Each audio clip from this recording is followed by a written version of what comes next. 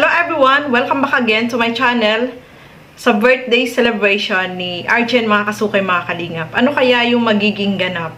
Bongga or simple celebration? Ano kaya yung magaganap? So marami din yung nag-aabang dito sa birthday celebration ni Arjen, mga kasukay, mga kalingap. At eto, alamin natin sa video na ito. Pero bago natin simulan yan, huwag niyo pong kakalimutan mag-subscribe. Bal Santos Matubang, Kalingap Rob at Edna Vlogs. At yung aking YouTube channel, Gandang Emmy. At syempre, support po natin si Kalingap Edo. Napakasipag po niyan, mga kasukay, mga kalingap. Sa mga hindi pa po nakapag-subscribe sa kanya, subscribe mo na yan. So, eto, panoorin po natin. Welcome to my channel.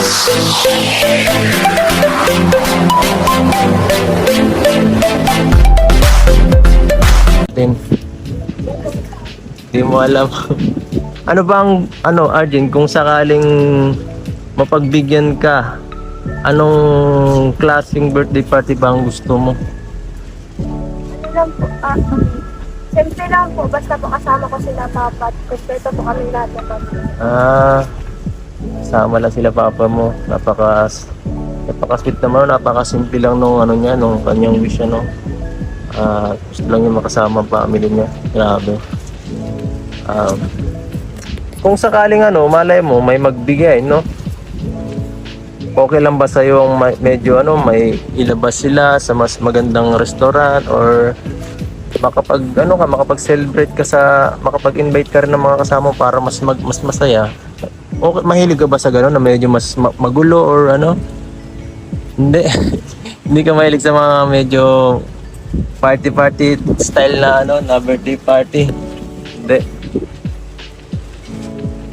Hindi mo po kasi ako hindi mo po din pag ako nag-celebrate ng birthday kaya hindi Ay, sa bagay, hindi mo nga pala alam masyado ang ganitong Pero sa mga kakilala mo, pag nagkaka-birthday sila ng gano'n, anong nararamdaman mo?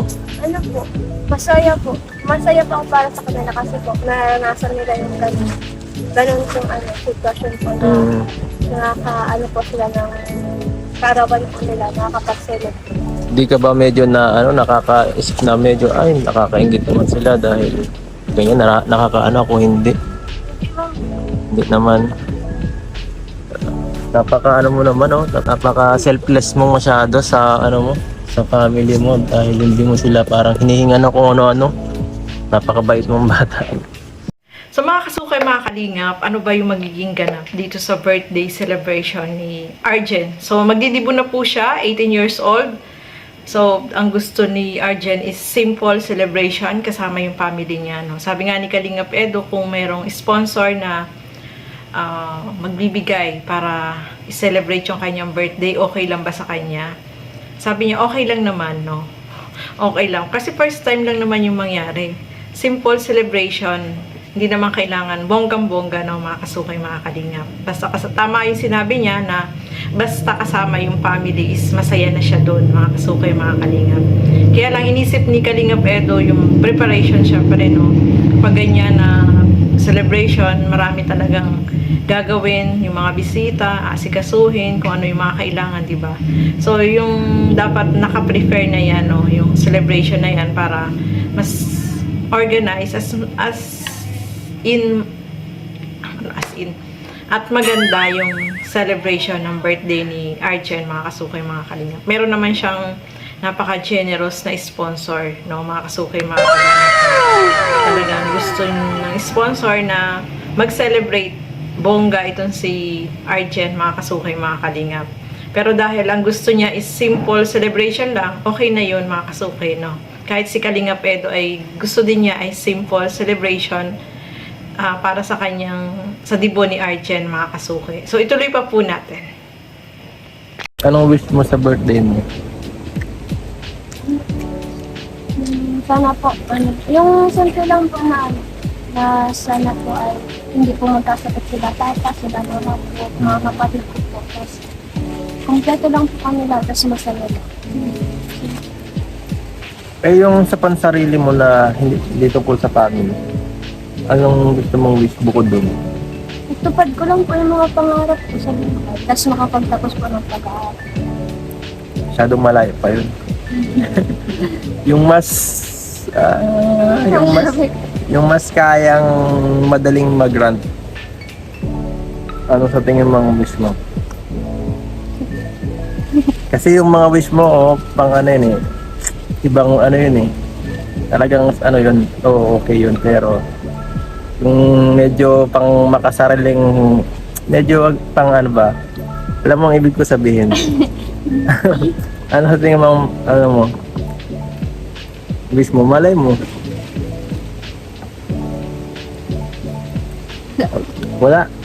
So, ayan mga kasuke, no? Ang tinatanong ni Kalingap Edo kung ano yung gusto ni Arjen. Nahiya siya, ayaw niya sabihin, no? Kung ako, yung tatanungin ni Kalingap Edo, ako ba yung magdidibo? Para sa akin, nasa isip niyan, cellphone, no, mga kasuke. Kasi parang walang cellphone si Arjen, mga kasuke. Kaya, para sa akin, cellphone yung magandang irigalo sa kanya. Makakatulong din naman po yun sa kanyang pag-aaral, sa mga pagre-research, sa mga project niya, di ba? Kapag may cellphone ka na medyo maganda-ganda, at pwede kang mag-research kung ano yung mga ano nyo sa school. Makakatulong po yan, mga kasukay, mga kalingap. Kaya lang, itong si Arjen, nahihiya siya, no? Ayaw niyang magsabi. Siya, yung mahiyain, napaka-simple, no? Yun ang nakakatuwa sa kanya at hindi siya yung palahingi ba, no? Kasi yung ibang palahingi is siya, kung ano lang yung ibigay mo, yun lang, masaya na siya, no, mga kasukay. Kaya, deserve niyang na matulungan. So, ituloy pa po natin. Ayan mga kasukay, sunod-sunod yung blessing ni Arjen, no? Napaka babait ng mga sponsor na may nagbigay sa kanya ng damit. Ito si Ma'am Rachel, na sponsor din ni Kalingap Edu. At syempre, meron din nag-sponsor sa kanya na nagbigay ng pera, no? Sobrang napaka-babait na mga sponsor na tumutulong dito kay Arjen, mga kasukay, mga kalingap. So, ayan, maraming salamat po sa inyong panonood. At hanggang sa muli, keep safe everyone. Thank you for watching. Mabuhay po tayong lahat. Bye-bye!